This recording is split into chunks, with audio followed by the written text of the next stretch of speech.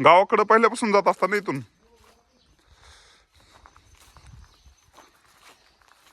बघा मित्रांनो, या ठिकाणी सर्पाचं चित्र काढलेलं आहे आणि हे सगळं शिळेवर आहे. या ठिकाणी एक मूर्ती आहे, त्याची तोडफोड झालेली आहे. जुन्या काळातील हे मंदिर आपल्याला पाहायला मिळतंय. आता हे गावाचं नाव आपण विचारूयात, आमचे मित्र आहेत पलीकडल्या साईडनं. तर ह्याचं रियुनेशन झालेलं आहे. या ठिकाणी एक विरगळ पण आपल्याला पाहायला मिळते. तर विरगळचा अर्थ असा आहे, वीर म्हणजे शूर आणि गळ म्हणजे दगड. तर दगडावर जे पाठीमागले शूरवीर राजे असतील किंवा मग काही धार्मिक सात्विक लोक असतील, त्यांचं जो इतिहास आहे तो या ठिकाणी लिहिलेला आहे. कोणतं गाव आहे सर हे? बोरगाव. या गावामध्ये मित्रांनो हा सुंदर आपल्याला चहूबाजूनी म्हणजे असं विरगळ खूप कमी असते या चारी साईडनं.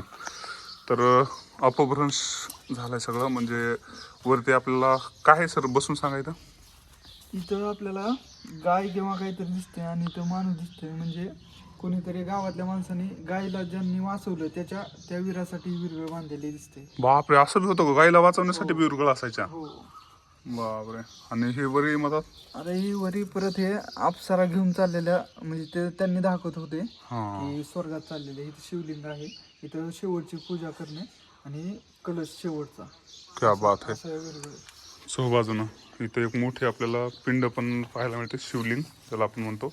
इकडल्या साईडला पण एक विरगळ आहे. म्हणजे युद्धाची विरगळ दिसते, कारण तिथं भालाही दिसतोय. हा राईट, इथं भाला आहे. आणि हे दिसते मित्रांनो 9व्या शतकापासून 16व्या 17व्या शतकापर्यंत अशा पद्धतीच्या विरगळी कोरलेल्या आहेत दगडावरती. स्पेशली चालुक्य काळामध्ये जास्त प्रकार हा उदयास, कल्याणी चालुक्यांच्या काळामध्ये उदयास आलेला आहे. तर सर हे माझ्यासाठी एक मोठा खजाना आहे. म्हणजे हेमाडपंथी मंदिरं पाहणं एक विशेष माझा एक शौक आहे. तर या ठिकाणी मित्रांनो दिसतंय आपल्याला ते म्हणजे मंदिराची जी मंदिराची जी मूर्ती आहे नंदीची, तिची खूप या ठिकाणी विध्वंस झालेला आहे. ॲक्च्युली नाही सर, ही मूर्तीच वेगळी आहे. नंदी आहे संपूर्ण, थोडंसं झालंय मुखामध्ये थोडंसं इथं डॅमेज, पण बाकी आहे सगळं चांगलं आहे. म्हणजे एकदम सुस्थितीत आहे. पाठीमागून जर बघितलं आपण तर असं वाटतंय का म्हणजे ह्याचं मुख नाही काय की, पण इथं ॲक्च्युली आहे सगळं हे. आणि नंदीवरच इथं देवाची मूर्ती आहे. आणि ही देवाचं नाही म्हणण्यापेक्षा नाही का तीर्थंकर वगैरे असतात तशा टाईप आहे हे. बरोबर. अखंड दगड असणार आहे. हा, हे अखंडच आहे ना, कोरलंय सगळं. या मूर्तीची परत तुटलेला आहे दगड. बरोबर आहे. खूप भारी.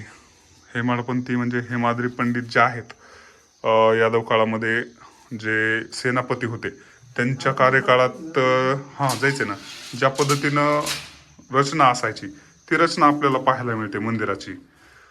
तर इतिहास आपला या ठिकाणी आपल्याला बोरगावमध्ये पाहायला मिळतोय. एक सुंदर पद्धतीच्या मूर्त्या पण आपल्याला या ठिकाणी पाहायला मिळत आहेत. एकदम नादखुळा असं म्हणजे एकदम अचानक जर अशा काही गोष्टी समोर आल्या जे काही आपण ठरवलेल्या नसतात, अनएक्सेप्टेड पद्धतीच्या गोष्टी, जसं की हे मंदिर आम्हाला माहीत नव्हतं, आम्ही बघताल हे आम्हाला वाटतही नव्हतं, पण अचानक दिसलं हे. आणि सकाळचे 6 वाजले तर आणि आम्हाला हे चित्रीकरण करायला भेटायला लागले. एकदम क्लास रचना पाहू शकता वरती कशा पद्धतीनं आहे.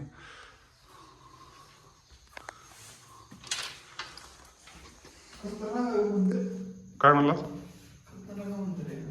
हा, मंदिर म्हणजे क्लास.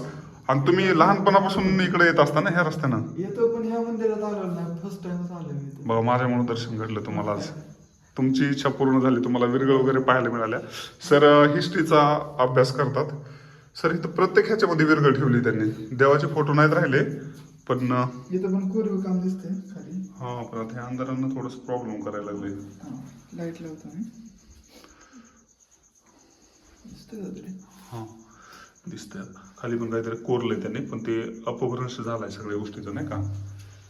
आणि इथं मात्र स्पष्ट दिसतंय नागदेवता आहे या ठिकाणी. आणि गाभाऱ्यामध्ये आल्याच्या नंतर मित्रांनो आपण पाहू शकता एकदम सुंदर पद्धतीचं शिवलिंग आहे. अखंड दगडावर असते हे. खाली जर खांदलं आपण तर इथं संपूर्ण खडक निघते. अशा पद्धतीचे हे शिवलिंग असतात. तर वरून पाणी टपटप गळते आणि वरती आपण फुल वगैरे पाहू शकता. अखंड दगडामध्येच हे पण वरचं जे टोप आहे तो काढलेला आहे. म्हणजे जमीन जे आहे, जमिनीच्या लेअरच्या जे आपण आहोत त्याच्या खाली आहे हे मंदिर. आणि हे अखंड चिऱ्यांनीच बनवलेल्या गोष्टी आहेत.